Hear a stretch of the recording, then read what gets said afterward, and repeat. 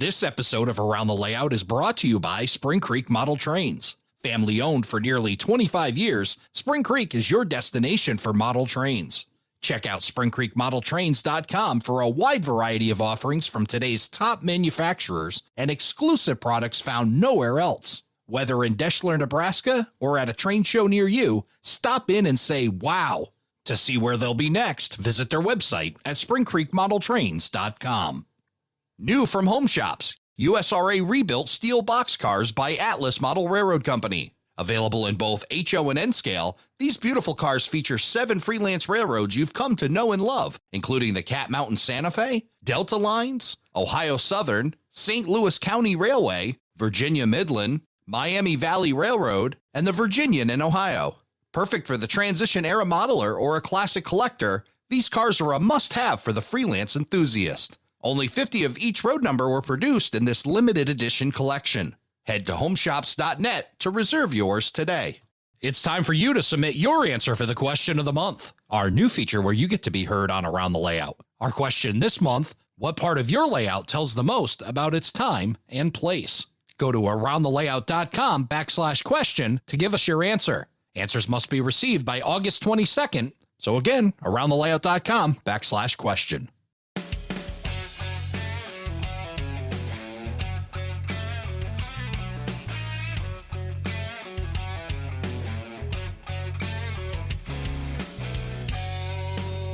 Hello, everybody, and welcome to Around the Layout, where model railroaders come to tell their story. My name is Ray Arnott. So glad you could join us. It's time once again to find out what's happening in model railroading, and to do that, joining me, the editor of Model Railroad News, Tony Cook. Tony, good to see you. How you doing? I'm doing fantastic. Good to see you again. We got to meet for the first time in the real world, as they say. In the flesh. And I think I pulled the phone up and said, oh, this looks different, so we got to talk through the phone or something. I said, yeah, I get a screen in between us. But no, it was great. And boy, we had a great time out there in St. Louis. A lot of things happening. I was very impressed by the St. Louis RPM and the entire event around it, both at the Gateway Center and then all the camaraderie that happened after it as well was really phenomenal. It was a great show. And, one of the things, and this is kind of relating to the guest we have coming up on this episode, Shane Mason, my assistant, and I went back up to my folks for Saturday night to pick Bandit up and then head back across to Missouri. And my dad was talking about being at the show Friday. He goes, boy, I would say if there was a theme or something I brought back from this year's RPM was 3D printing and that kind of stuff now no longer seems to be that, yeah, but maybe someday. That all of the different stuff, the quality that we saw, it was a real, again, big step forward, it seemed like, on 3D. And I would agree. There was all kinds of great, 3D things there that really turned my head. Yeah, and one of them from Steel Mill Modelers Supply and Southern Tier Grain Modelers Supply, and I hope I got those names right, Kevin Tully. Kevin, welcome. Hey, Ray. Hi, Tony. So is it, your website says Steel Mill, right? Well, you can go to tullymodels.com and it'll take you to like a leader page where you can go to either way. Okay. One kind of grew out of another. It's like anything that you come up with a fairly decent idea that people seem to like, it snowballs into, hey, can you make me this too? One recurring theme we seem to be getting, and Tony, you can probably back me up on this. When we've talked to other people before that have started their own cottage industry, the thing that we seem to hear over and over again is, I started it because I needed something. Yeah. So I'm just going to cut right to the chase and ask you, Kevin, what did you need? Because I'm sure that's how this all started, right? So when I joined my local model railroad club, the Prairie Scale Model Railroaders in Lombard, Illinois, the guys were kind of talking to me and say, what are you into modeling? And I'm like, well, I really like to model steel mills. And both of their eyes got kind of like, oh my God, really? And they said, we need to show you something. So they had all this stuff. This guy had started a steel mill on the layout and they hadn't got the bench work in yet, but he had, I think his job had taken him away or something like that. They were happy to have somebody kind of step into those shoes and help with the heavy industry, because I'm actually incapable of doing anything small scale. I had to have 4 blast furnaces because I saw another guy's model train layout that had a blast furnace row with 4 furnaces. So I started watching the super detailing of all these blast furnace videos. In my former life, I was a professional fabricator. So I'm watching this guy in the videos scratch building these things called gate valves. And I'm watching him and I thought, it looks like it takes about 45 minutes to do. And then he starts assembling them. And of course, the video sped up and it looks like it takes another 45 minutes or so to put those together. We need 15 per furnace. So I need 60 of these gate valves. Mm-hmm. And oh my God, I'm going to spend the rest of my life making gate valves just so I can get going. And then I started thinking, I bet you there's other guys out there like that too. Well, I on a lark, I actually had one of the original copies of Fusion 360. I knew a guy that worked there and another guy that was using it, and they had been pestering me for like a year to learn CAD, and I had kept putting it off. And finally, I thought, well, I can draw these gate valves. And then I thought, well, now I got to have a 3D printer. This 3D printer thing is kind of new. And so I really started looking at all the 3D printers. Back then, the nicest 3D printer you could get was a Formlabs Form 2, and they were about $3,500. So I sort of didn't tell my ex that I was getting a $3,500 3D printer. And I got it, and I made one of the valves, and it came out really nice, and I could run one off in like an hour and a half. And I posted a picture up on the Steel Mill Modeling Facebook page. And I have to tell you that thread lit up like a Christmas tree in front of the White House. How much are you going to charge for those? Are you going to sell those? And I realized that there were all these other guys that were stalled. They didn't want to spend, a month of Sundays making gate valves either. And, what really felt good was when I did start selling that stuff, of course I was inundated with, hey, can you make this too? But the thing that I really got to me was that I was getting messages and emails from guys saying, I had this project that was sitting on a shelf for the last 3 years or more because I didn't think I could build that part, or I didn't want to, it seemed laborious to make 15 gate valves so I could keep going.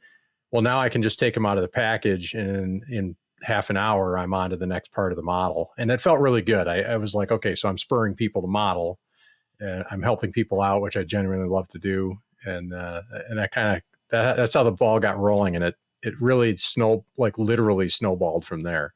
That's one of the trouble things, I think, though, of the 3D printing. It used to be if you kit bashed or made something, the comments would be, that's really cool. I should try that sometime. But when they know you printed it, that's really cool. Make me one. Yeah, right. That's exactly true. Yeah, but you make a great point about folks that have probably stalled on projects and, on multiple things and, waiting for a manufacturer to make, the tooling to make this stuff, the old fashioned way. You're probably going to grow old or rot away before that happens. But now with this technology and the ability to do this, it's just, it is amazing to think that, there's going to be a lot of projects that are going to get a good kick in the pants. And that's Kevin's whole thing was, when you emailed me the one day saying you had him lined up as our guest for August, like I say, I literally on my phone had his site open because I discovered he made that load for the old AHM calcium carbide car. And again, that's one of those, I have every road name sitting on the shelf. There's always that thought of, hey, this might be cool to try to turn it into something more than the toy that it was of some of those different cars. Like the helium car is always one I think about taking it apart and making a better car out of it. And literally was like, well, this guy makes the decals. He tells you what color it prototypically should be. He's got the load for it. It's like now that there's no excuse not to take one of those 99-cent Woolco special cars and strip it, clean it up, and make here's what it really could be. Yeah, and they're interesting, right? I mean, everybody likes box cars and covered hoppers and tank cars and stuff, but I think a train, when we all go rail fanning, I always think, there's lots of guys I was lucky today. I saw this, BNSF engine that was still in the war bonnet scheme or something, and I'm the guy that I'm watching the train go by and I'm like, oh my God, I got to see a gondola full of box tubing today.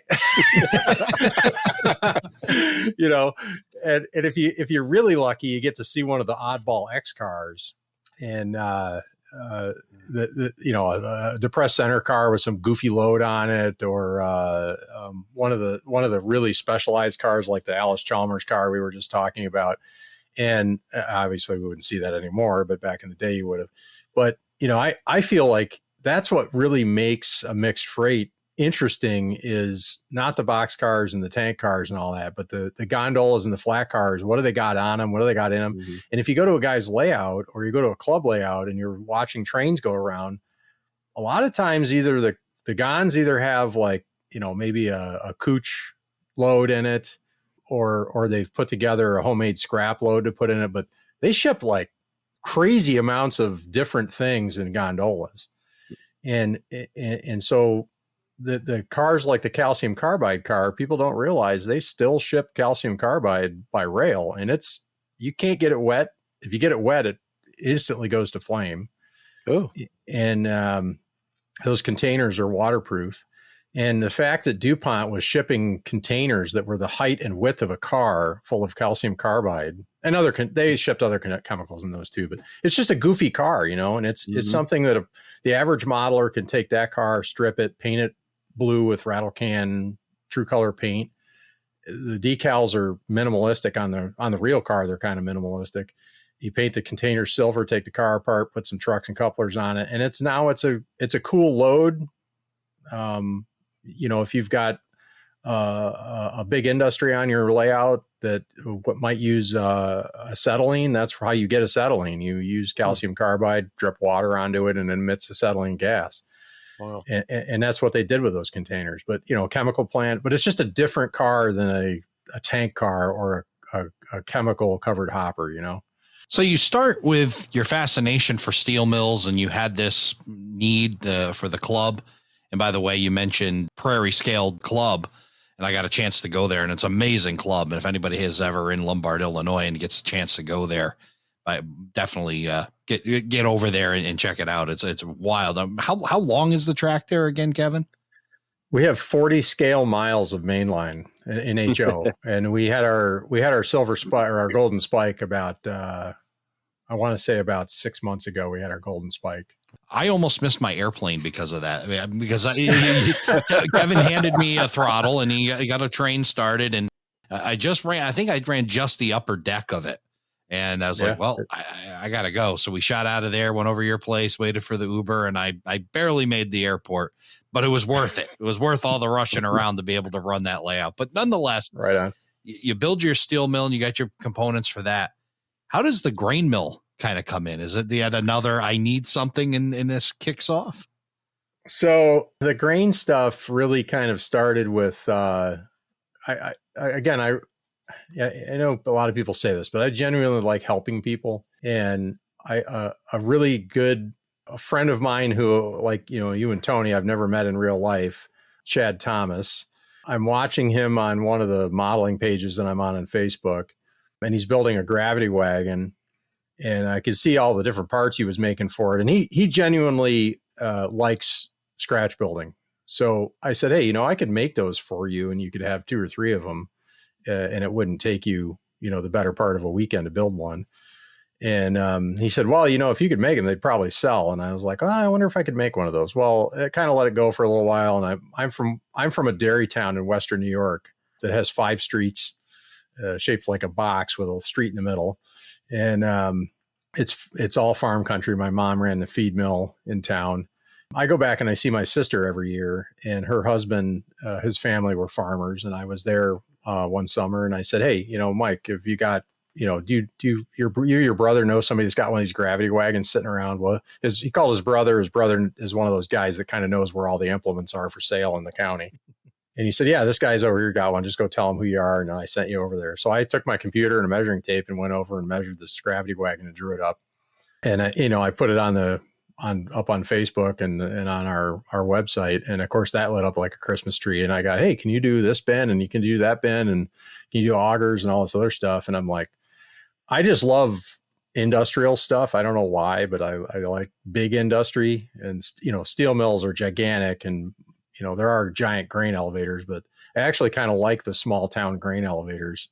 But I also, one of the things I really enjoy is like any industry that shows the march of time in the industry you're witnessing right there. Like the one we were talking about before the show, you could see the growth of the industry when they added new buildings.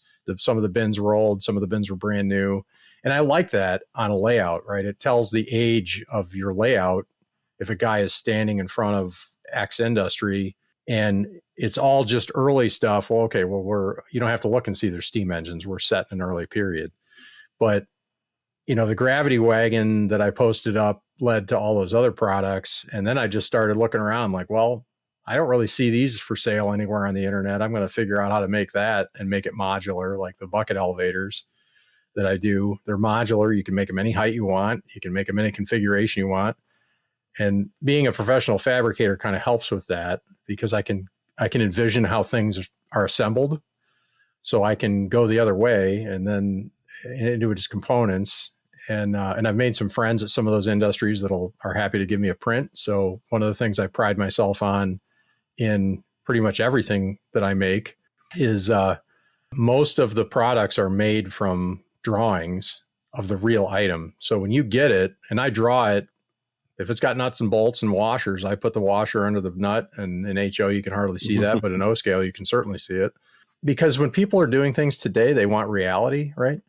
So if you can buy a Brock bucket elevator, Brock makes bucket elevators. You can put one on your layout and point at it and go, well, that's a Brock model, whatever.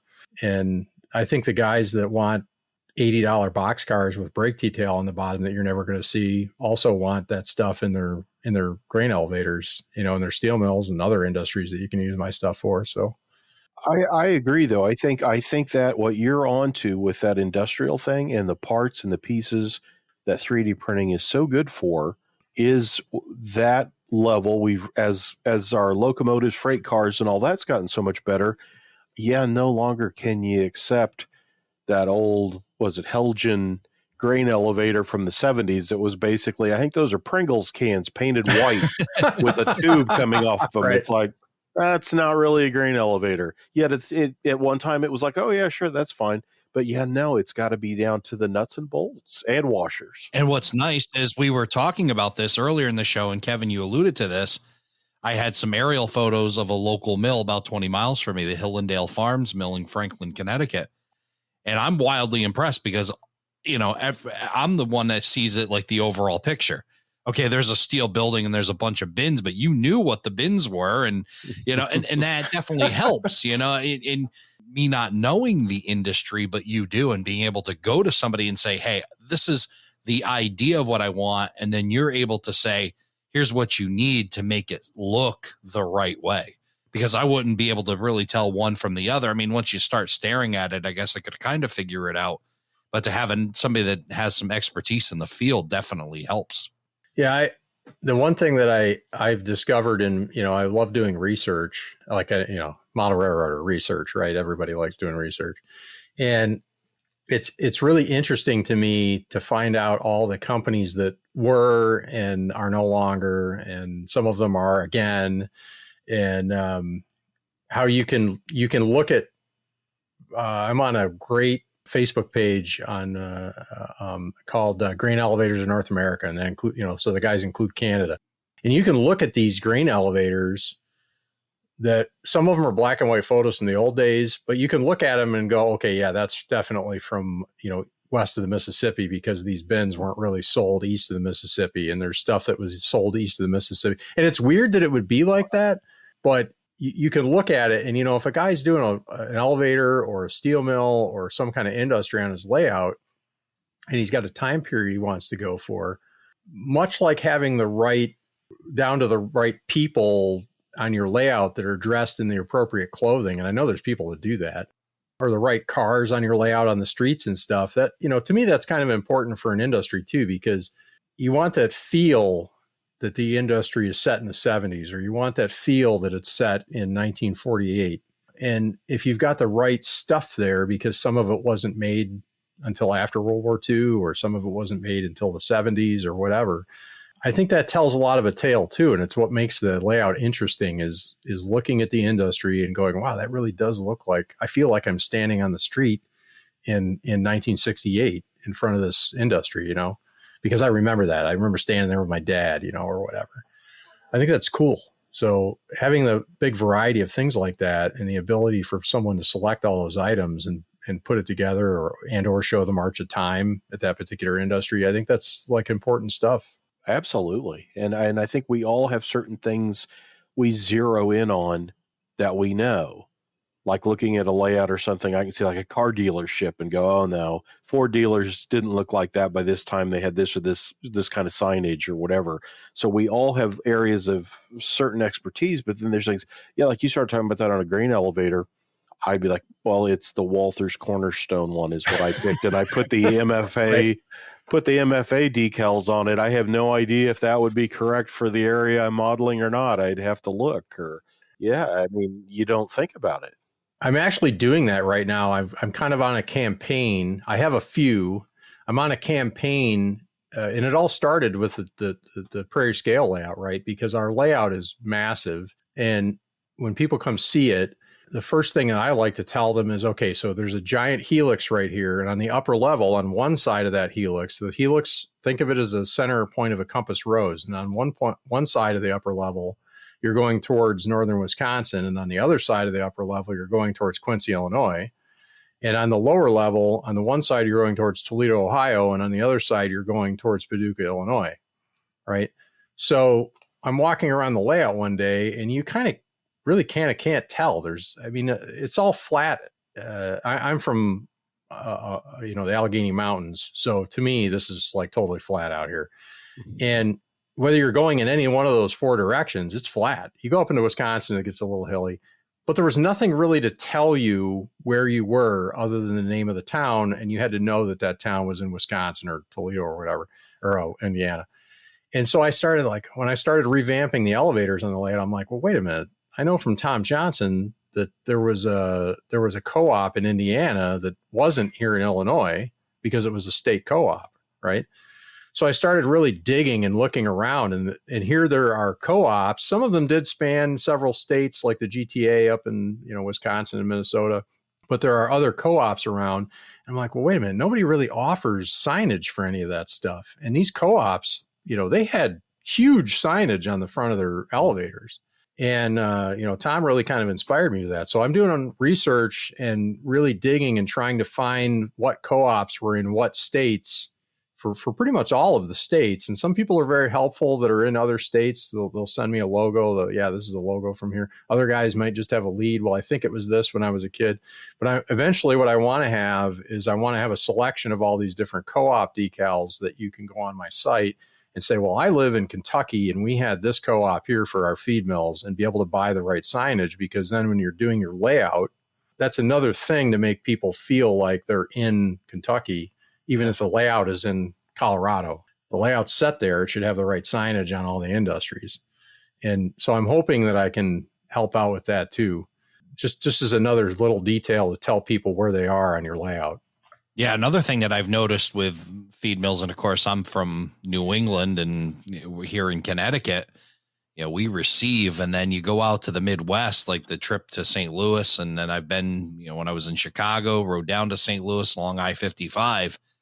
It's a clear reminder they're exporting. They're not importing, they're exporting. And, it's a totally right. different side of it where, and then I'm putting stuff up and then I'm wondering, well, my mill, and then, oh, wait, this mill really is actually to load cars. We don't load cars here. We unload cars and we send them back empty back to you guys to load them up. So, again, learning the industry, and it's, again, hobbies within the hobby. Like all the stuff that you're talking about is just, all the things. And it's just amazing. Every time it seems we talk to somebody, we find this niche thing that can be drilled on. And you've got it here with both steel mills and grain mills, that ability to really laser focus on that and provide the details that really help tell the story of those industries. I think that's very important because I think there's a joke at the train club, and it's no slight on Walters. There's not a lot of companies left that make structures anymore, especially large structures. But, the joke is that you don't want your layout to look like it fell out of the Walters catalog, right? Right. As far as structures go. And that can be a little bit of a letdown when you're really hyped up to go see a layout at a club or something, and you get there and it's like, oh wow, look at this. It's, it's the Walters catalog sprinkled all over the layout. Then you just kind of have to focus on the trains and did they do a nice job putting everything together? And, people work to their ability level. Sure. But I'm really focused at shows. I have people ask me sometimes, why don't you make X? And I'm like, or why don't you make this whole thing? And I'm like, well, because I want you to model. It's model railroading. I'm giving you all the difficult parts. You can go get tubing, or you can go get I-beams or whatever from Evergreen or Plastrock and some siding. And why are you settling? I see it all the time on the Steel Mill Modelers page on Facebook. I'm looking for this blowing engine house, and every time I find one on eBay, they're, $300 or whatever. I'm like, Dean Freitag built that blowing engine house out of siding and some windows. You can build that yourself out of pieces you can get from Evergreen styrene and spend 10 evenings and put the thing together. It's going to look identical. All they did was copy his, and that's how he built his. And if I could wish anything for the model railroading hobby, it's that people really start investing in learning how to scratch build again. And it makes me crazy when I'm at a show. I can't do that. What do you mean you can't do that? If you can read directions and put a model kit together, you can scratch build. You just are making your own parts instead of cutting them off a sprue. And if you need something difficult, well, there's lots of people, not just me. There's lots of other 3D printing companies that make all kinds of things. There's still the companies making the pewter parts, Scale Scenics and stuff. You can find those items that you don't want to do yourself and accessorize what you're doing. And there's lots of books on it that you can buy to give you techniques. There's YouTube. There's people like me on Facebook and tons of other people that will give you tips. And you can build this stuff yourself and not have your layout look like it fell out of the Walters catalog. Nothing against Walters. But if you've got a particular elevator or a steel mill building or a heavy industry building or something you want, men built that out of materials they can buy from manufacturers of siding and I-beams and whatnot. You're not doing anything different than is done in real life. And it may sound like I'm oversimplifying it because I was a professional fabricator, but as a kid, when you're building models, we all at some point saved up all the parts from all the 3-in-1 kits and built another car out of sprues or a dune buggy or something, or we, cobbled together a building out of balsa wood sheet we got from the Woolworth store. You can do this stuff. It's not rocket science. There's lots of people that do it, and you can make a really nice building and expect to fail. You're going to build a building. It's going to look like crap. So what? Move on to the next building. Ask somebody how you could do it better and build another one. And use accessories from my company, other companies. Bernard's mini prints. He's starting to make stuff too that you can add on to buildings, and he's got lots of detail parts you can add. There's tons of other companies that make all that stuff. So what I'm hearing you say is you really are looking to have 3D printing. You replace the craftsmanship side of the hobby. You're just looking to see it supplement that and to provide the smaller details so that the craftsman can continue on with that type of scratch building and not see that go away. And I think that's important. You don't want it to become, just 3D print me an entire layout. There's no craftsmanship in that. There is on your side being able to do all the drawings and create all of that, but you still want to be able to have that ability to add the craftsmanship back to the hobby. Oh, most certainly. When I hear the steel mill guys and any heavy industry modelers, most certainly, because Walters did everybody a big favor with the big buildings that they produced. But the thing that the historical point that I like to bring up to the steel mill guys is that I say, well, where are you modeling? Well, I'm modeling in Pennsylvania, or I'm modeling in Lackawanna. Well, why are you trying to build your blowing engine house out of a Walters kit that's corrugated sheet? That mill that you're trying to model was built before World War II, probably the turn of the century or earlier, when there were lots. I'm just going to speak the plain English, as the Amish like to say. There were lots of Polish and Irish immigrants in New York and Pennsylvania. And it was cheap Polish and Irish bricklayers. And the other thing that was cheap was the brick they were laying. There were rolling mills that were a mile long at those mills that were brick. They weren't pole barns with corrugated sheet siding. They were brick. Oh. And so are the blowing engine house at Bethlehem that's still there is brick. And the thing is like a quarter mile long. Wow. So, if you're looking to build if you're looking to build a corrugated sheet building and that's how you want your stuff, great. You need to model Chicago or out in California, because those mills were built later. Some of them were built during World War II, and that's why they were built. But they were built from materials that were common at the time, and they were built out of that stuff because it was faster to build. And again, it's a march of time thing, right? At Bethlehem, originally, there's this blowing engine house that's brick that's been there, I don't know when it was built, 1900. And not far from that blowing engine house, well, it's a steel mill, so everything's far away, but there's corrugated sheet rolling mills that they built after World War II. So it's a march of time thing, right? Well, you can get DPM or even the old Walters modulars brick sheet, or you could just get brick sheet and build a blowing engine house for yourself and have a fun time doing it. And is it scratch building? Sort of. I mean, you're buying components and you're putting a building together and designing it yourself, how big it's going to be. And then you can get stuff from me, like my blowing engine house intake kit, and make it a blowing engine house with all the stuff you would see on the outside of a blowing engine house. It's just a brick building. What you make of it, what happens on the inside is the magic, right? It's whatever you want it to be. But you can do a lot more than just go buy a box kit or search for a year on eBay trying to find something that's discontinued, by looking at what you want to build, whether it's an elevator or a chemical plant or a steel mill building, and say, okay, well, what's that made out of? What were they made out of? The one I want to build is made out of, clapboard siding. Well, you can buy from Northeast Scale Lumber, you can buy, and probably 10 other companies, clapboard siding, basswood. Buy some and start building your elevator. And then you can get all the downspouts and the grain elevator legs and stuff for me. But you can do it. It's not a dark art. Well, I'll tell you what, after our conversation, when I showed you the mill in Franklin, Connecticut prior to the show, I'm ready to run through a brick wall and go start scratch building because I'm all fired up about it. And that conversation really had me pumped up because, like you said, you pointed out a bunch of things on that building. It's like, here's what you could do. And now I just want to go do it. So appreciate that. And I appreciate the capability of getting some of the things that I know I couldn't scratch build from you. And I know we're going to be able to work together and get my grain mill looking better on my layout. And I'm sure you're going to be able to help a lot of other people out, both on grain mills and steel mills. So why don't you tell us where we would go to find what you have to offer? TullyModels.com. So it's TULLY, Tully Models with an S, tullymodels.com, or you can go to, you can also Google search steel mill modelers with an S, steel mill modelers supply, or Southern Tier Grain Modeler Supply, and you can find us on Facebook at those names as well. Well, excellent. We'll provide all the links in the show notes. You can check them out at aroundthelayout.com/116. We'll have all the links there. Kevin, it was awesome catching up with you, and look forward to seeing what you come up with next. Thanks. Great seeing you guys.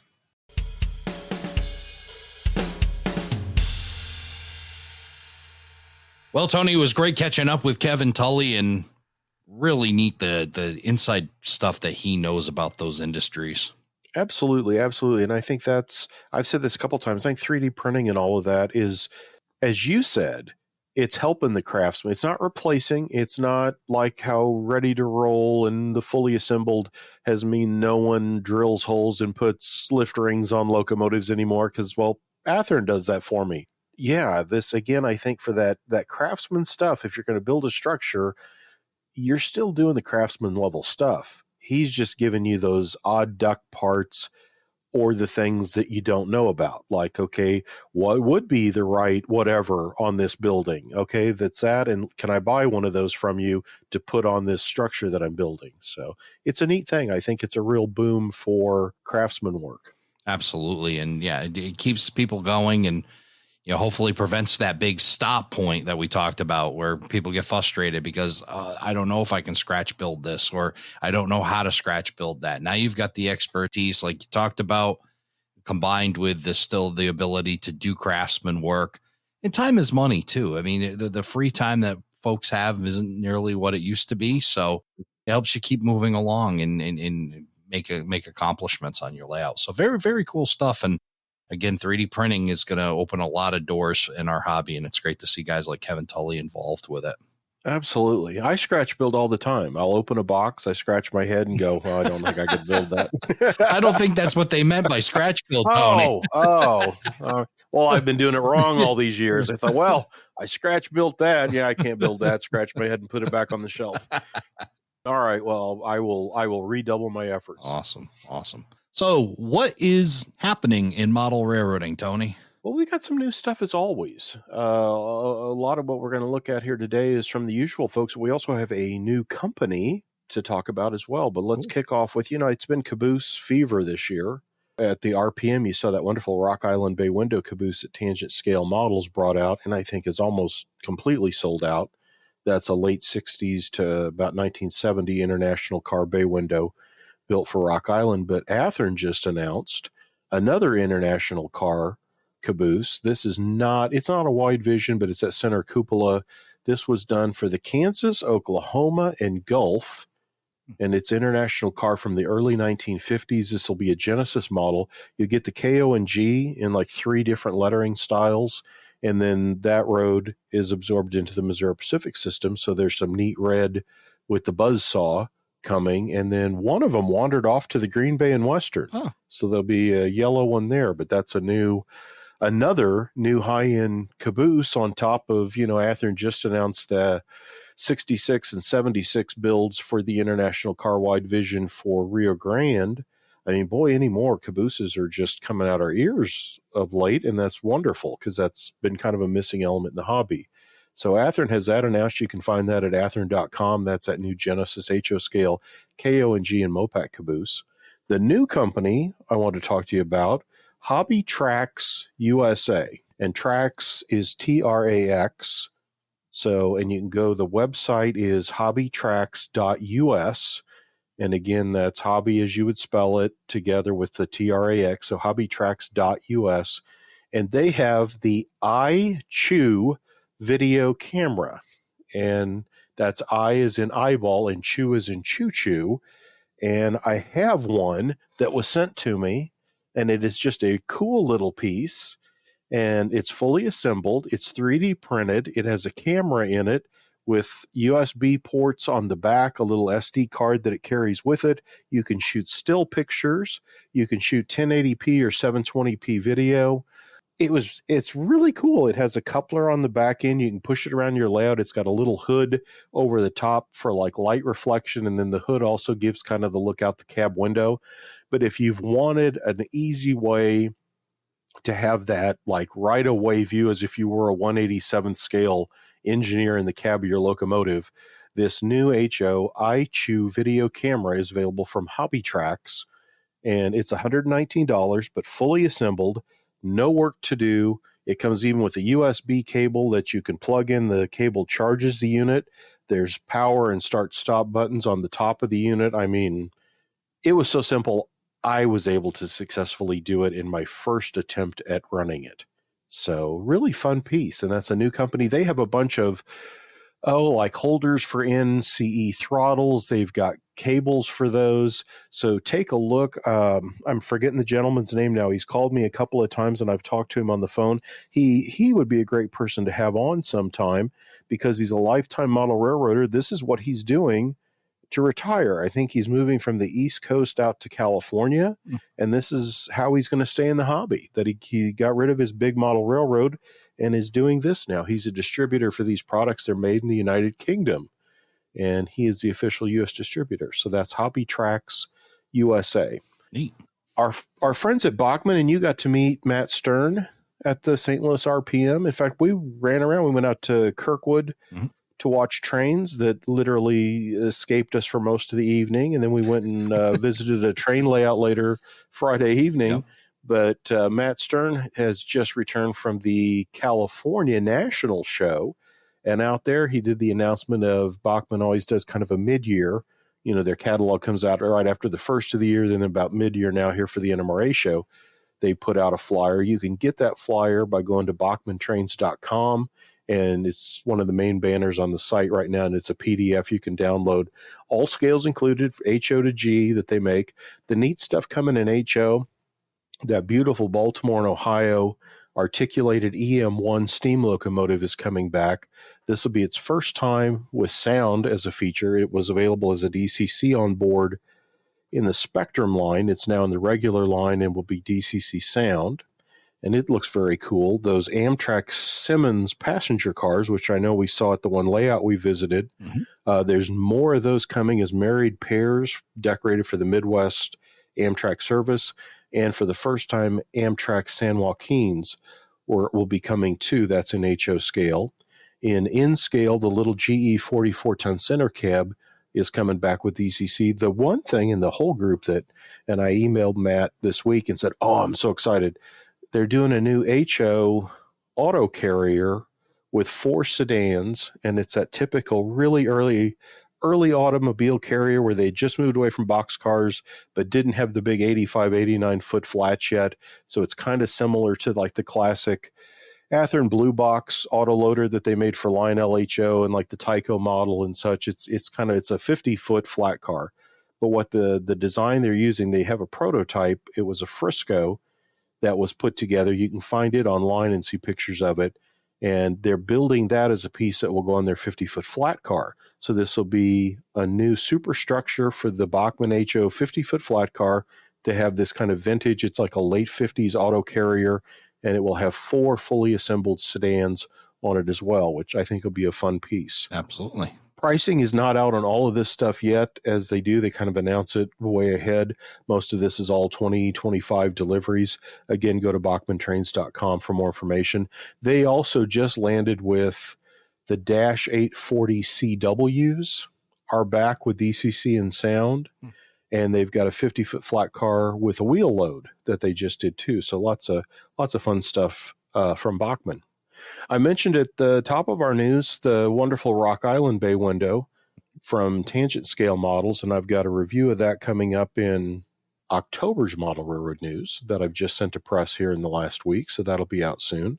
That is out, and then right after it, they followed up with another run of those wonderful, almost your style. I think you like the 50 or 60-foot, the 86-foot Greenville High Cube boxcars.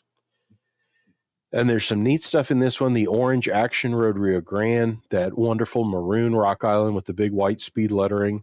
Some really nice roads there, as well as some more modern things. I think there's a gray, and I can't remember if it's Maintenance of Way, Norfolk Southern, but really spans kind of the life of those cars from the mid-'60s till now. But another good run of those Greenvilles. Yeah, and David was somebody I was actually able to say hello to at the St. Louis RPM as well, and they had a bunch of product on their table, so it was really great to see them. And these 86-foot boxcars are great, but this entire release, one of each, would wrap around my entire layout, so makes it a little tough. Oh, they're neat cars, though. Very and neat. Yeah, he always comes to the RPM with something neat. He's got a release every month, but that is usually one of the first places I go when I get to the RPM and see what his new release was. Boy, that Rock Island caboose was just fantastic. Scale trains, you mentioned when we were talking that has been, would you say controversial? I wouldn't say controversial. What I would say is this, and I do mention in this, it's hard not to get excited when any of the companies put out a thing that says new product coming, take a guess. So now you're just opening it up, right? Anybody's going to take their guess from, it's going to be X to Y to Z and the entire spectrum is covered, right? But when they don't make what you think that they were going to make, there's a certain level to kind of curb your disappointment, right? Just like, oh shucks, and let it go, because this isn't like life-saving devices here. And these are really cool models. I mean, the releases that they have are really nice here. And of course, we're talking about that wonderful Norfolk Southern AC44 C6M, right? Which at a glance, and I think that was some of the feedback, it's another wide cab GE or something. And it's like, well, no, yes and no. This is an incredibly kind of specialized piece. I think isn't like the Sonic bonnet or some of those has some of the neat paint schemes. You know, the blue. I assume we're talking Sonic the Hedgehog Yes, is where it got that name it because it's is. got the blue, Yep. and gray. So yeah, some neat paint schemes there. Scaletrains.com, HO scale rivet counter, Norfolk Southern AC 44 C6M, and you can learn about those because they always put a lot of good product information on the site as well. And boy, they always have neat stuff. You know, Paul Ellis, and I forget the other gentleman that was there from Scale Trains at the RPM, but I always enjoyed talking with Paul. But did you get a look at those SD45Xs Yeah. in that metallic blue GM demo scheme?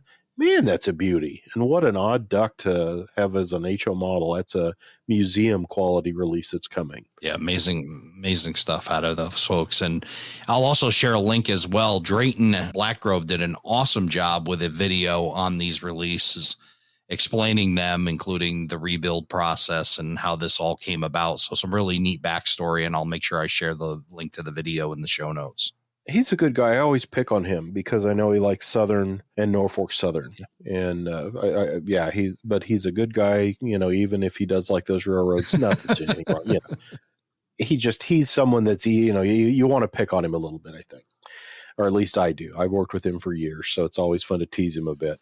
He's a new dad this year. Yes, he is. Congratulations to Drayton and his wife, and on their new addition to their family. And he's doing that and still working away and doing some great stuff on the marketing side for Scale Trains. So awesome. Absolutely. Stuff. So yeah, I will follow that link because I don't think I've seen that video yet. So I need to be educated on this. Yeah. One that I know a little better than the AC44C6M is the old EMD GP35. And Walther's Proto these are late phase proto level Jeep 35s that have come out recently. I've got a group of those. Ryan Crawford's reviewing a Gulfmobile in Ohio, and I think I have an N&W in Southern, speaking of Southern, coming up for review in Model Railroad News. And not only have they just landed this neat group of 35s, they just announced another group. And in that group, there's Rock Island, Frisco, RF&P. I'm trying to think. There's a Frisco, if I didn't say that. The Frisco is the one that caught my attention because I remember the Frisco ones, they came in black. Some had torpedo tubes on the top because they had a bigger fuel tank, and then some had AAR trucks. And I can't remember, as I looked at the Walthers model, I think it was AAR trucks and a more regular looking fuel tank. And I was like, what in huh? So I dug out my diesel era that went through all the Frisco orders. And yes, there were 3 orders that Frisco bought. First one came in black. And again, they bought the bigger fuel tank because they were doing a pool thing with the Santa Fe from Birmingham, Alabama to Los Angeles. So they had the torpedo tanks on the top of the roof for the air tanks. And then they had a really odd, like big bathtub fuel tank that was put on the bottom. And then the next order, I believe, is the one where they trade in the FAs. So they had AAR trucks, but a more regular looking fuel tank. And then there's also an order in there with Blomberg trucks that, again, has a more regular-looking fuel tank contour-wise and no torpedoes on the roof. So Frisco 35s had a lot more going on than I realized. So I'm excited for this run. All road-specific details. They'll come with ESU sound and DCC. And, of course, there's also a standard DC version. I believe it comes with a speaker now, too, which, you know, we're seeing more and more of that. But that's Walther's Proto. There's 35s you can go get today. And at least about another half dozen road names that are announced for delivery in the next, I think it's maybe next spring they come out. You ever seen the meme with the Tiger King where he says, I will never financially recover from this? If anybody comes out with a GP35M in Housatonic, I will never financially recover from that because although I don't model it, I'd have to have it. It's just, you know, so they're tiptoeing around GP35s. Not if there may be an M, maybe somebody will not to be one of those, but maybe it'll happen. And then of course that'll financially ruin me to a point where I'll never recover from it. So just saying. And that does happen. I know, but it's fun. That's a good way to go. Yeah. Our friends at Atlas just to release their first run of Master Line HO scale MP36 diesels. That's at kind of rounded nose commuter locomotive. I got a white Metrolink, which I think is Southern California, and a really pretty blue Metro, which is Chicago, in his samples, one with sound, one without sound. And again, they have speakers built into them. I have Kevin J. Holland, the editor of Passenger Train Journal. I sent off the Metrolink one for him to review. I'm still hanging on to the Metro one, and I've emailed Matt Mosikas at Atlas to help me figure out how to get into it. That I took the couplers off because I wanted to get a picture of the drive mechanism, first of all, because it's a first release for Atlas. I think this tooling is true line train heritage, but Atlas has done things to it, so I know it's going to be different on the inside. And I wanted to show this Sound Ready Silver Edition. And like I say, I've kind of taken it apart. I don't see anything in the instruction manual. I've made a couple attempts, but it's got lots of piping and conduit underneath on the frame, and I'm just waiting for something to pop and go flying while I'm trying to get the shell off. So I'm still working on that. I have a video ready to put up on my YouTube channel for this as of an unboxing, but I got to talk to Matt on how to pop the thing open. But all new, again, I say all new to the Atlas line. I believe the tooling for the shell has heritage with True Line trains, if you remember those folks. Really beautiful looking piece. That's an Atlas Master MP36 commuter diesel locomotive. And in N-scale, they're delivering those new SD45s, which look really good. There's a number of road specific. There's like the high hood bicentennial N&W. The SP has an L-shaped front cab window and the nose light package. So that's new from Atlas in N-scale. Awesome. And then locally, I got a couple of things to mention. I think we talked about it recently, that my HO Collector Annual from White River Productions, it is officially out. I've actually seen it and gotten it back from the printer, and it is available now. And I think its pre-sale price is good through August 31st. So you still have a couple of weeks. You can get it for $30 instead of $34.95 from White River. And that's shop.whiteriverproductions.com. And the other annual that just landed, I just mentioned Kevin Holland, his Passenger Train Annual is out for 2024. And what the cover story is 75 years of Bud's RDC, rail diesel cars. And I think this is an extended cover feature that goes back to 1949, goes through all the origin, the owners, survivors still in service today. And that's just one of the features in this year's Passenger Train Annual.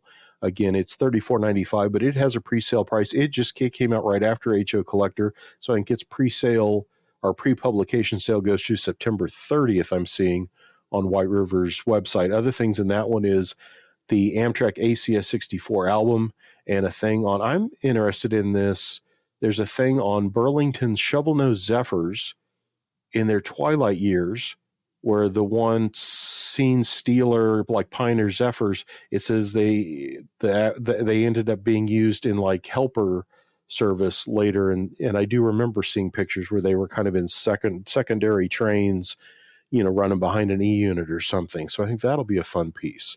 But both of those you can find by going to shop.whiteriverproductions.com, among other things like the Model Railroad News that I do, and Diesel Era that's just rolled out with a cover story on Rio Grande's SD50s, and we show the first CPKC painted locomotives. There's a picture of Shane Mason's, I believe, is on the front cover of that CPKC unit, and a picture of my dad's of the Rio Grande SD50s back in the 80s. Awesome stuff. And that HO Collector Annual, if you're a late 70s, early 80s kid like me, all that Tyco stuff's going to be a walk down memory lane, and I'll be making sure I grab that. We talked about that when we mentioned it the last time, and I'm just looking forward to being able to go over and put it in front of Dad and say, "Hey, remember buying this? Remember buying that?" Yeah. So I got a couple emails this week on I told you when we did our whole piece on it a couple shows ago that I went through all those Pola kits, like the Lowe's movie theater and the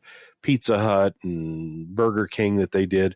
And I've already gotten 2 or 3 emails this week with it just landing. People going, "Oh, it's so cool to see the whole survey and rundown of all those different kits." Oh yeah. And so that's fun to see that feedback. Nice to get a little nostalgia in there. That's for sure. Absolutely. Is both your HO and N-scale boxcar still touring? Yes. Because I haven't seen anything on the N-scale lately. Although maybe is it on a different page? The N-scale made it to the National Convention thanks to Speed Muller. and Michelle Kempema. It came out of Evanston, Wyoming, and now it is on its way to Texas. And the HO scale boxcar was just in Texas. It was at Greg McComas's Michigan Interstate, and it's on its way. Actually, it's in Arkansas now. And then after leaving Arkansas, we'll be heading to Charlotte for an event in the Charlotte area. So the both of them are out there moving around, getting photos. It is a slow process, especially when we start jumping over 3-4 states, but the cars are still out there. And if you want to sign up, aroundthelayout.com/2022. And then thank you again for covering that in Model Railroad News. I think we had pictures of it on Ryan Crawford's CNIM layout. Yeah. I think it needs to come to me for its last stop, and it can either be here on the Model Railroad News test loop, which really isn't a railroad, or if it has a box, I should put it in its box and then set it on my shelf with other boxes. So you see, this is how I do model railroading. Here is your Around the Layout podcast boxcar in its box on the shelf with all my other freight cars in boxes. It'll hit the layout of a collector. That's for there sure. There you go. And that's where phenomenal. it goes to rest on the shelf in its box. Well, it's got a lot of traveling ahead of it before it makes any rest. We still have Australia, New Zealand, the UK, Switzerland, Canada, and then a whole bunch more stops, over 110 stops scheduled for the HO car, and the N scale car is plugging along. I think that's at like 30 stops now. So, that boxcar one, that may be a record setter. We may have to get a hold of the Guinness World Records people.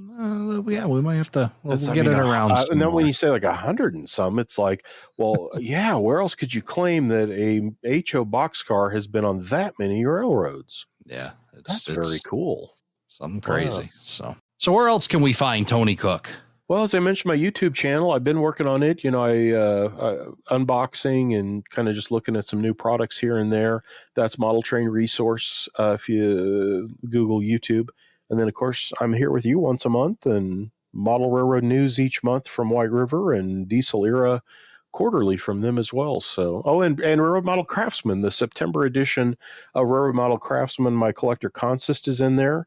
And I do 3 that you may not see EMDs in model form. And I do the Rock Island TA, that RS 1325 that was Chicago and Illinois Midland, and a Missouri Pacific GP28, all brass models.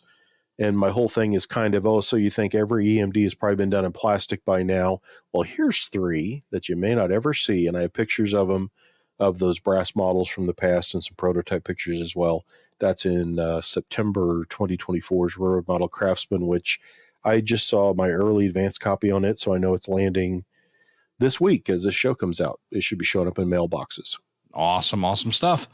And if you missed any of those links, we'll put them all in the show notes. We'll put them on our website, aroundthelayout.com/116. Well, awesome. Always a good time, Ray. I'm looking forward to what our next show will be. September. Will that be fall? How is it fall already? It's amazing. Time is just clicking right on by. So rocking and rolling. Well, thank you so much, Ray. Great getting to meet and talk to Kevin Tully.